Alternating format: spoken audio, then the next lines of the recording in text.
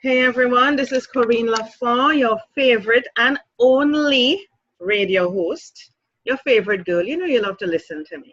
On Between the Lines, broadcasting to you from Trinidad and Tobago, and it's beautiful out here. I am so thankful to be here. I'm thankful to be alive.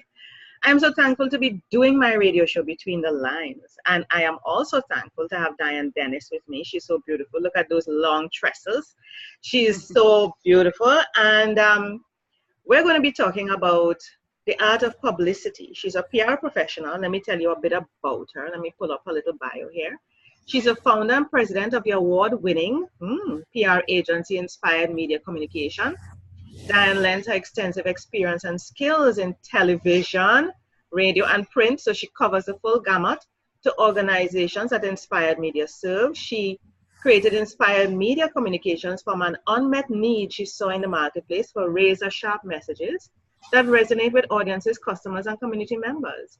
Diane was one of 50 women featured in best-selling author Marlo Thomas's book, It Ain't Over Till It's Over. That's what we're about as women, about women who have reinvented themselves over 40. That's where we're kicking it, Diane. When you're 40, anybody below 40, sorry for you, you're not living. Founded in 2005, Inspired Media Communications has served an impressive group of companies who have met their goals in creating more community awareness and increasing customers. Inspired Media Communications customers have been featured on television segments, prime-time news shows, magazines, and newspapers. Welcome, Diane, to Between the Lines. Thank you so much. Yay. I want to congratulate you on all your accolades and achievements. Yes, I appreciate that. You know, we do our best. We show up every day, and any accolades or prizes, it's just icing on the cake. Oh, yeah. Oh, yeah. And I mean, you know, you're in PR communications. I'm also in PR communications. I was, like I mentioned to you off air, I lived in Jamaica for 21 years. I just returned home to Trinidad and Tobago, where I'm broadcasting this July 2017. Last year, it's almost a year I've been here. And, you know, I am in PR and communications in the sense that I wrote for the Jamaica Gleaner, the #1 newspaper in Jamaica for about 6-7 years. I was a columnist with them. I've been featured on TV, featured on radio. Well, of course, in print, I'm an author, a publisher, you know, an award-winning author. So I know, and I teach people online, I coach, etc. So that's my area. PR and communications is really my area. I have a passion and love for it. I don't know. I love, you know, dealing with people and helping them to really get themselves out there. Yeah. Get known and get themselves out there. So let me come back here to your bio 1 second. There was something that I said that I want to start with. You talk about messages, sharp messages that resonate with audience, customers, and community members.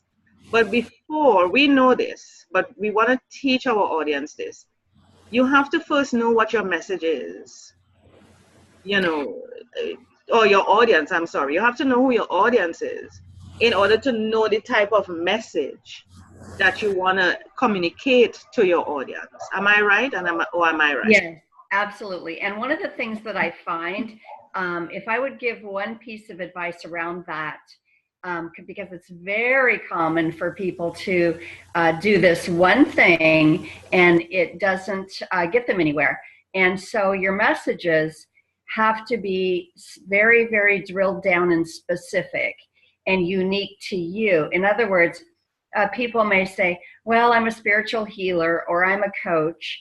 That's just white noise because there are millions of people saying that they do that. So if you add more context, who you are, why you are who you are, why should people know about you, and why now? So those are the kind of questions that need to be answered in your message. And you know, it takes practice to get that, but once you get there, then a lot more people are going to give you the kind of media attention that you want.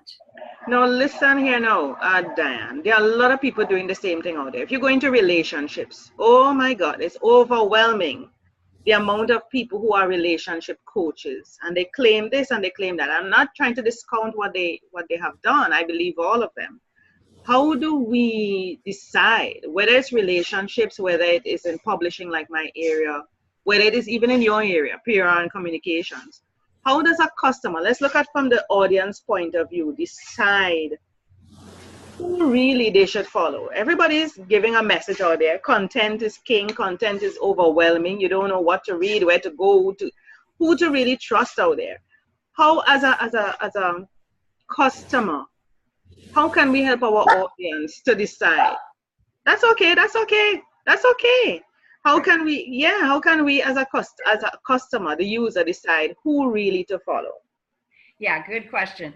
So we need to flip the narrative. Instead of saying what you do and promoting who you are and trying to convince people that you're the best, you need to flip that and actually find the pain and the need that people have and address that. In other words, instead of saying, oh, I'm the greatest relationship coach because I can really help you find your life partner and get you, bliss and happiness and joy.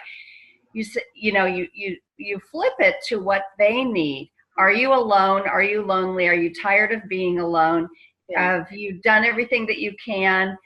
There are some strategies and communication styles that are new, that I teach, that can help you move to the next place of calling in that which you desires. That's just an example. Yeah. And that is always, to me, the best place to start from, trying to find out what people's needs are so that you can really pinpoint this is where they're struggling with and focus on that. So that it's drilling down on your niche, coming from the vendor point of view, the professional, the provider. Yeah. Because there are lots of people offering PR and communication, lots of people offering things in relationships, publishing. I mean, we can go on and on about that. But I'm sure you would know that we struggle. The people, we struggle, and it takes years for you to really decide who your audience really is. You might start off broad, and then as you go along, because I've heard there's some people who are really established now after 10, 15, 20 years of being online and noticing the difference, that they say, hey, I started off this way, broad.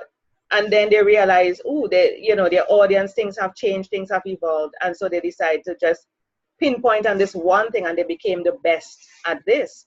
How would you suggest to businesses, small as well as large? Well, if you're large, well, I would hope that you have already established that, but especially the small, who are trying to find themselves in the sea, the ocean of competition, the big sharks, the whales. How do you compete? How do you stand out from the crowd in that ocean? Well, I think meeting people's needs is going to spread the word. If you really are meeting their needs and helping them, and they're giving, they appreciate what you do, they feel like the relationship was a success, they hired you to do something, and you delivered, and their testimonial is great. I think now that there's so much noise in online marketing that, again, you have to be proficient in all areas or hire someone to do it. If you aren't an excellent writer, hire someone to write your press releases. Press releases are powerful. I use them as a branding tool. And people don't want to just buy something from you because they're looking to buy that one thing you sell. They want a relationship with you. They want to know that you're going to be there as they change and grow and have new needs. And so, being really proficient in all the areas that are important in multimedia these days. If you say, well, I want to go on TV to establish myself as an expert in the field, because that does a multitude of things. It gives you on video. That video can be applied to your website and all your social media outlets. People see you and trust you as an expert when you are in that on that platform. But you have to be prepared. You have to know that your delivery is succinct, that you're going to resonate with the audience, and you get out of your own way and deliver. And so a lot of people that I notice that I work with, I start coaching them in all the areas that they need to get proficient in before I send them out on, you know, TV and to book talks, that they really need more than just their product to stand behind. They have to be the messenger that best reflects who they are. Yeah, they are the ambassadors for their own business, their product, their services. Yes. So you have to represent. Yeah. Yes. Yeah. Press releases. You mentioned press releases. That's a common thing when you're talking about PR and communications. And you know, there's some free, there's some you have to pay, there's some that may limit you in terms of where the distribution channels are. For persons who, like I mentioned offline to you, no money, just starting off, they really want to get out there, compared to the persons who have a limited budget. Forget those who have a lot of money. I mean, they can do what they want. But let's talk about the persons who are starting off. They really want to get the best bang for the no money and the best bang for whatever little money. What are some resources that you can share with those groups of people to help reach their target audience? Well, first of all, I bought into for years the poor struggling entrepreneur with no money. And if you want to start a business, even if you're an author, you have to have a budget. You cannot just, you know, beg for mercy for people to help you in little ways and then expect a big impact. It just doesn't happen that way. So find some budget. Even if you sell something or get a small loan, you're in business. Every business starts out with a budget. You have to have a marketing. This little kid. You have to have a marketing budget. Yeah. And so that's my lecture for today about that. Because even small little ads on Facebook, if you have zero budget and just say, oh, $1 a day, you know, you're going to get the results that you put out there. So you have to, number one, you have to have a budget. Second of all, a press release is very powerful with, you know, utilizing less money to make the biggest impact for your return on investment. Don't use the free press release services. They are just a waste of time. Use some of the bigger ones like PR Web I use. Yeah. So I spend $160 for each upload fee. And then that goes to 3,000 media outlets. You get statistics from the press release on how many impressions it made and how many people read it just from PR Web. Although when it's published to the World Wide Web, the sky's the limit. It's just they can't track that. And then it's public domain, so anybody can take your press release and distribute it, put it on their website, and your name's on it, which is good news. And then you can use it for social media to send out to media press in your community to let them know what you're doing, what you're about. If you're a business person, send it to your business journal, and that one thing will go the furthest for the amount of money. And I use it as a branding tool. You know, people say, well, I don't have an announcement to make. You use it as a branding tool. Of course, you have to write it in press release format, and it has to be approved by the editors and third person, write it in third person. And then it's great. I mean, I can't say enough about the power of the press release.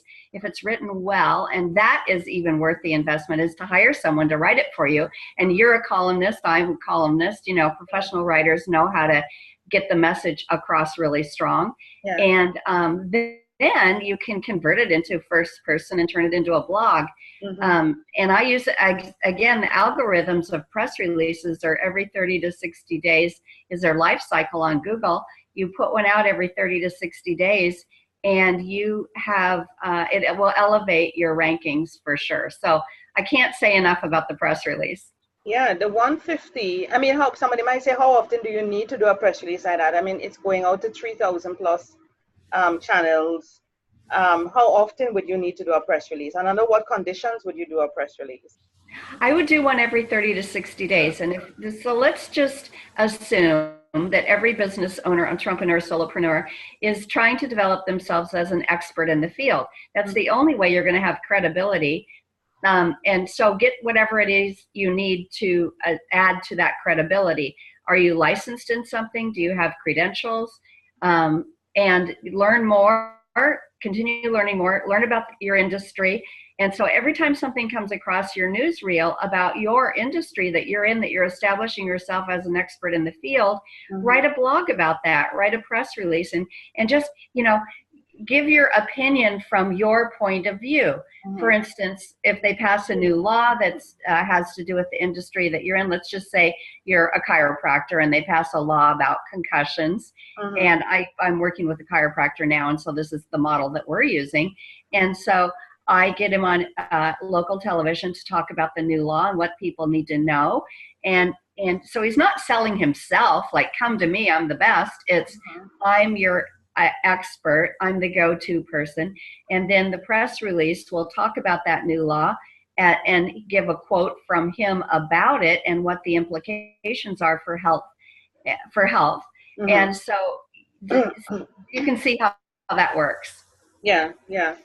That's awesome. Now, is it only press releases? I mean, that's normally the one thing that PR persons will as a strategy use. What are some other strategies that, somebody with, I mean, you mentioned that it's good to have at least some sort of starting budget.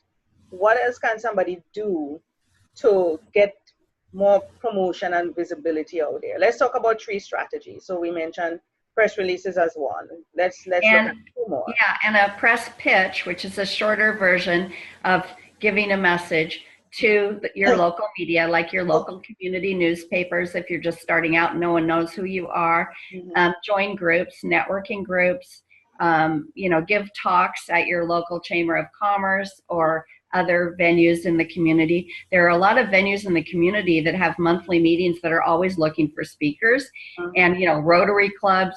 So get your name out there, get your presence known, and every day show up and keep doing it. So the press release, the press pitch to the media, and speaking engagements. Those are 3 really important. And then what I do to expand all that is I make specific media lists for my clients. And so whenever I write a press release for them or a blog, then that goes out to not only the press release distribution service with 3,000 media outlets and open to the worldwide domain once it's published, to a specific media list of people you're trying to target, like magazines that you'd like to get in quoted in, or be able to write for. So you can, the magazines that you read, and there's a lot of online ones which are really great because they're always looking for fresh content, and they may not pay you, but you might be able to get an article in there, then take that link, put it out in your in your social media and on your website. And this is what happens when you go to certain person's site, they see as seen on, or so they just want a mention, and it becomes so credible, as seen on, and they're able to show proof. I was mentioned on CNN, I was mentioned here, I was mentioned there. So it should, all you need is that, because I'm able to say that. I'm able to say I was on television Jamaica, I was able to say whatever, I was a expert guest on the Innovator show in Jamaica, different things, and it's true, I have the proof, it's on my website. So, stuff like that. So you just need that one in to be able to build little by building your credibility and use the testimonials. I somehow prefer, I use both video testimonials and written testimonials with an image. And I like to use a link to, especially if it's not video, so that persons can reach out to that particular individual to say, hey, do you really know Corinne? Because some people may just manufacture stuff and paste it on their website.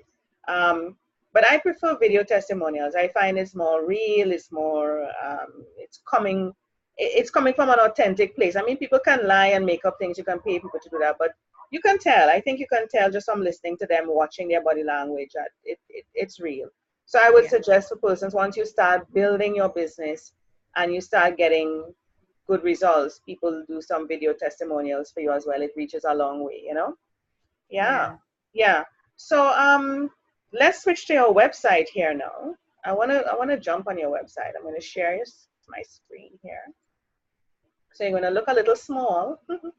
Let me shift you down because, So this is your website, Inspired Media Communications. This is nice. So tell us a bit about, you have a teleclass here. I want to go to that.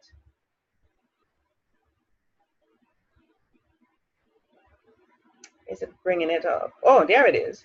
So the teleclass. Tell us a bit about this teleclass. Is that one of your courses? Yes, I will. I have added in the last year speaking engagements as well as courses, and I'm putting together online courses as we speak. Right. And I'm just reaching out to people. And you mentioned something that is really important, and it's been kind of a pet peeve for me that people come to me and say they want my services, but they don't have any money. And of course, we all have bills to pay, and I would love to, we have to eat. I would love to help everybody if I possibly can. And I do a lot of pro bono work for nonprofits. So we do what we can to help others, and I always give free tips on the phone. So that's, that is one thing. But I'm putting together formal courses that are online, and as well as public speaking, to teach people how to do what I do. Now that I've done this for 14 years, we won an award last year, which is quite a surprise. Oh, yeah. And so I want to, teach those. There are a lot of people who are do-it-yourselfers too. They don't really appreciate having other people help them. They want to do it themselves. So that's what I'm putting together right now.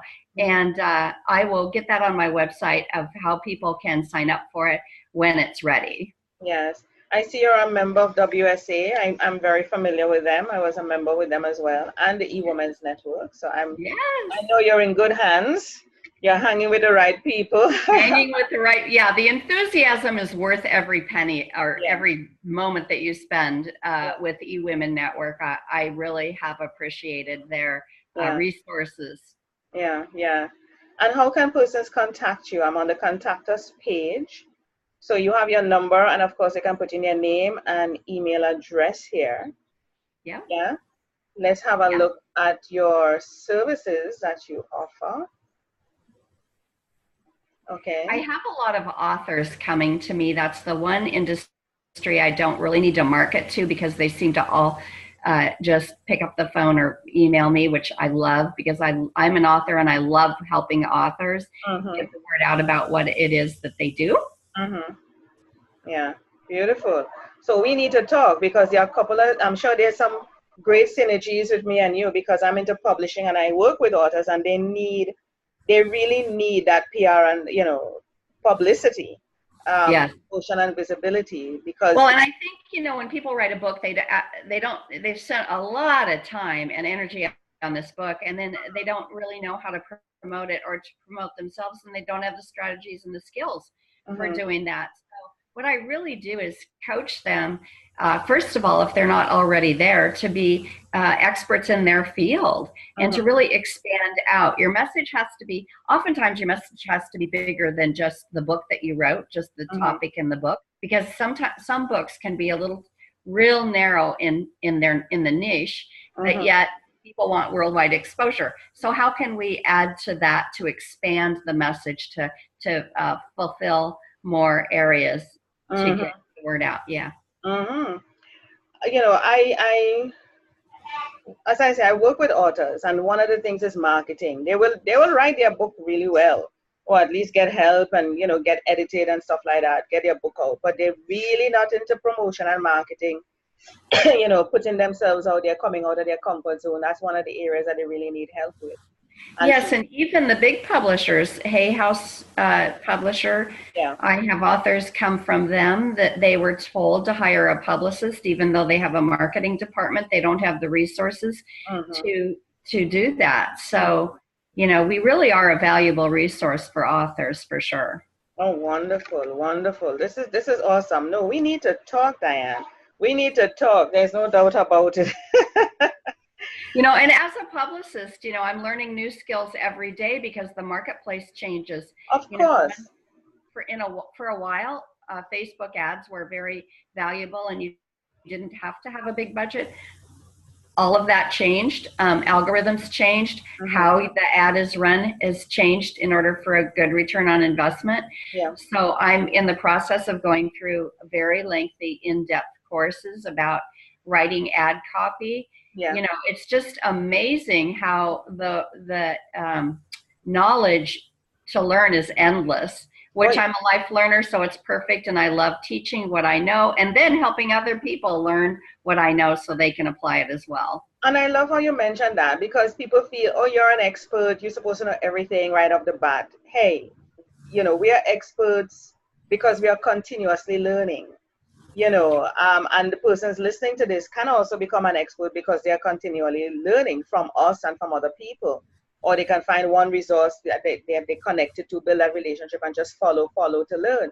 But you're continuously learning, and we cannot be stuck in one mode thinking this is the way things will operate forever. I mean, from the time you try to figure out that one thing, by the time you figure it out, there's a new thing on the block or a new way of doing it, and you have to come again and learn this new way.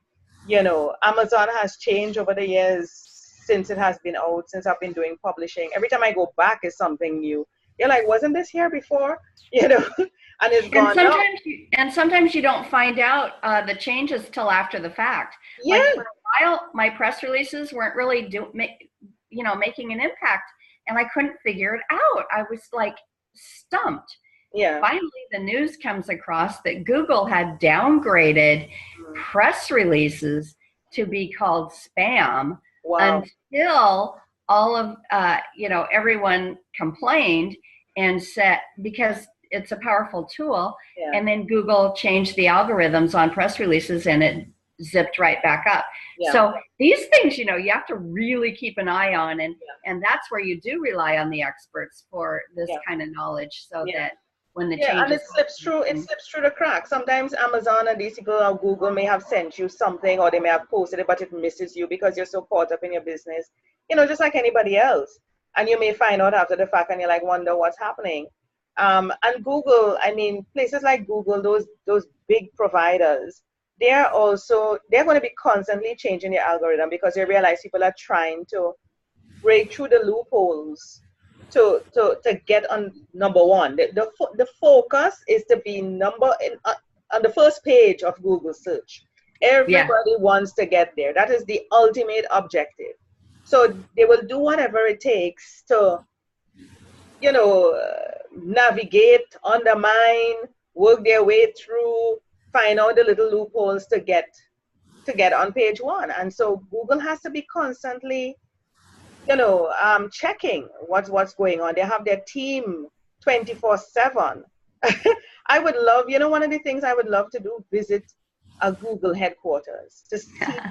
Yeah, I think that would be so super exciting. I've known people who have visited, the headquarters. I would love to see how their brain work operates. I can teach you what I learned in a couple of weeks. I'm going to a conference where Google has asked to be a guest and a speaker.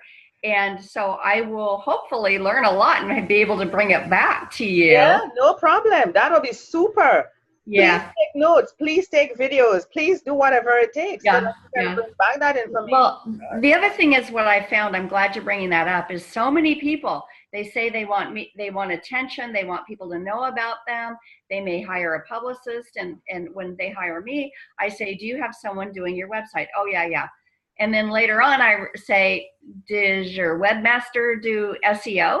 Mm-hmm. Do you have your keywords? Because I'm still not finding you on the first page of Google. Mm-hmm. And so there's a big pool. People are, That's another thing by itself. I had an interview with a guy. Click Giant is his company. And of course, I'm giving him some promo here. And he has been able to get people on the first page.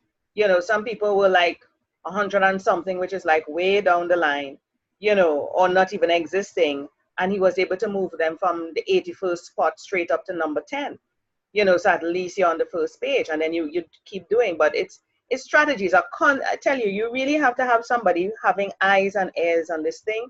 And like I said to him, as an online entrepreneur, it's really you alone running your business, mainly. You don't have staff, it's really you. And you're trying to make the money, you're trying to get out there, you're trying to manage your website. It's a lot. Mm-hmm. It's a lot, and we have to be real about it. It's a lot. It's not that we don't want to do all these things, but it's a lot. It overwhelms you. It overwhelms me. And just the overwhelm makes you not do anything most of the time. Because it just paralysis.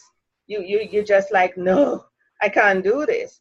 But I think, if you just take it one at a time, one at a time, one at a time, do a little each day, you'll be able to get there. At the end of a month, you can say, okay, at the end of a month, this is where I should be, or this is what I should be doing. Yeah. So, my goodness, Diane, this has been awesome. This has been awesome. I mean, it's been a pleasure having you on the show. We shared your website. We know how to be able to reach you. That course that's coming out is going to be superb. And I know, as I'm a course content creator as well. I have a number of courses out online, and I would encourage you to take your time, produce something fabulous, which I know you would. And the tips that I shared with you offline, I think you should really take it to heart and implement it, and get persons to even jump in from before, so that you can start getting names, etc., and build to be able to help persons. And I wish you all the success with that course. I know you will do extremely well. 14 years, that's a long time.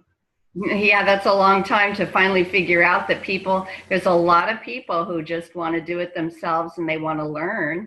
Yeah. And it saves your time. It saves you time. You don't have to be working each day. That's the thing with creating courses. You don't have to be working each day with people. Once you create that course, you let it go. You update it every now and again, and you keep in touch with your customers, as opposed to you having to do it for them. I love creating courses to be able to give me, and I'm sure you and anybody else who are course creators out there, more time for yourself. Well, I think you reach a point in business where you take a look at, is this scalable? Because I can't grow anymore. I can't take on any more clients at one time. And that's when you learn to scale your business and leverage your time. And that's kind of the key. That's what everyone eventually wants. They want to make money and support themselves, but they also want freedom. Oh, yeah. Well, I think people want freedom from the get-go, and people are, you say take your time to get there. Some people are just going straight to that course creation, because they have an expertise in a particular thing. They have built up a little credibility, from before, and they just go straight out the gate, just creating, courses, so yes. There's no reference point to say, well, in 5 years time you could do that, or in 10 years time, you can create a course. It all depends on where you feel you are and how comfortable you feel, you are in doing this. Yeah. Yes. Yeah. So, Diane Dennis, it's been a pleasure having you on Between the Lines. I mean, you were concerned about lighting. You look beautiful. Your lighting is perfect. I look forward to working with you, connecting with you, whether, as entrepreneurs, business women, business people, but also to be able, we have a shared target audience. We work with authors. And so there is a great possibility that together we can do some great stuff for our clients. Yeah. And I love collaboration. Oh, yeah. Oh, yeah. I mean, listen, when you are a business person, and I mean a true business person, you have to quickly realize that doing it on your own is not going to cut it. Right. Quickly realize you have to collaborate and let go. Let go, and don't be afraid to share. Sharing is the way to go. Holding on to the secret sauce, the secret code, the secret whatever is not going to help you. And yes, right. It's risky. Yes, it's risky, but look at the benefits that you can gain because of that risk. Yeah. Absolutely. Yeah. So thank you so much, Diane. It's been a pleasure having you on Between the Lines. Like I said before, I wish you all the success with your upcoming course. If there's anything I can do to assist you with that, of course, you know how to reach me. I just wish you all the best with that. And I look forward, honestly, in doing some work with you. I do too. I just wanted to say thank you and tell you that you're beautiful, generous, and I love your energy. Thank you so much. Thank you so much. You made my day. You made my life. Thank you.